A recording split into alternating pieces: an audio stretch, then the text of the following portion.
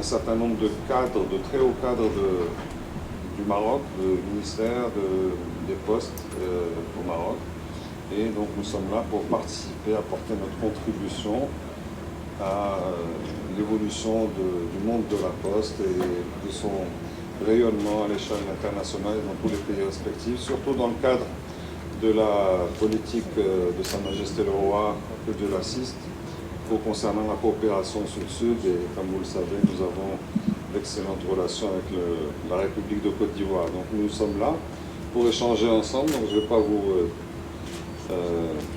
entretenir trop longtemps, mais je serai ravi de répondre à vos questions. Merci beaucoup. Que représente pour vous la tenue de ce congrès au continent africain? Merci pour cette excellente question. Comme vous le savez, la Côte d'Ivoire organise ce congrès en 2021. Il aurait dû être tenu beaucoup plus tôt, mais pour des questions diverses, il n'a pas pu l'être. Mais aujourd'hui, c'est une réalité en terre des Burnis et c'est un plaisir pour tous les Africains, dont nous faisons partie bien évidemment.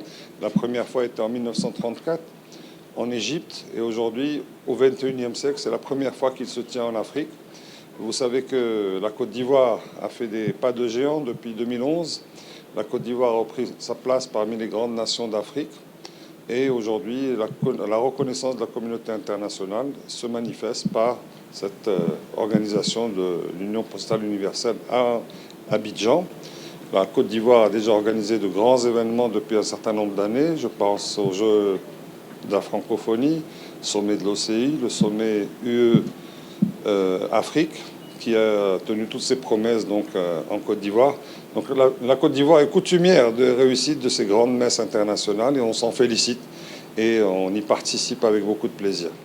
Quel a été l'impact du corona sur les activités postales au Maroc? Dès le démarrage de la pandémie, Sa Majesté le Roi Mohamed VI, que Dieu l'assiste, a tenu des réunions avec les plus hauts responsables du pays de façon à trouver les façons de faire face et surtout accompagner l'ensemble des couches sociales du pays de façon à ce que la souffrance sociale inhérente ou relative ou conséquente qui découle de cette crise soit la plus atténuée possible. Et la Poste, Barid El Maghreb, la Poste du Maroc, a joué un rôle fondamental parce qu'un fonds a été déployé de façon rapide qui a permis de subvenir, de donner des revenus aux gens qui n'en avaient pas.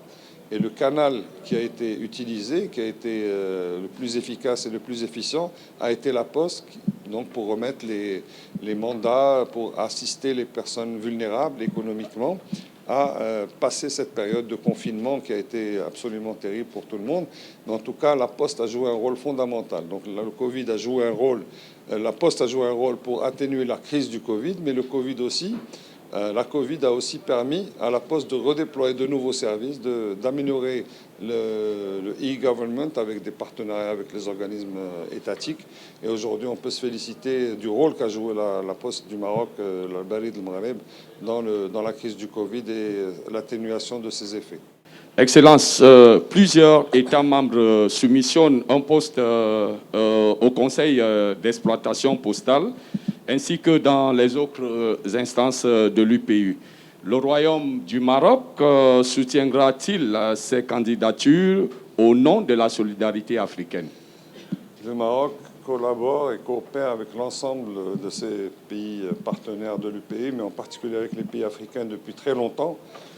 Et nous sommes dans une démarche qui permet à l'ensemble de nos frères et sœurs africains de bénéficier de ces différentes opportunités. En tout cas, on est là, on est ensemble, comme on dit en Côte d'Ivoire, et je pense que l'issue du vote montrera que nous étions bien là. Alors, Excellence, pour vous, quel est l'avenir des activités de la Poste en Afrique et au Maghreb?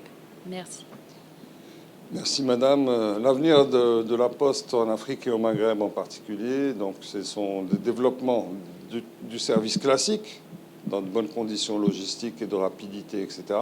Mais aussi le développement des activités dans le cadre du digital et de l'e-commerce. L'e-commerce et le digital, les services à valeur ajoutée pour les entreprises sont fondamentaux pour accompagner le développement parce qu'il y a une baisse, comme vous le savez probablement, des courriers classiques au niveau du chiffre d'affaires global des institutions qui s'occupent de ce métier.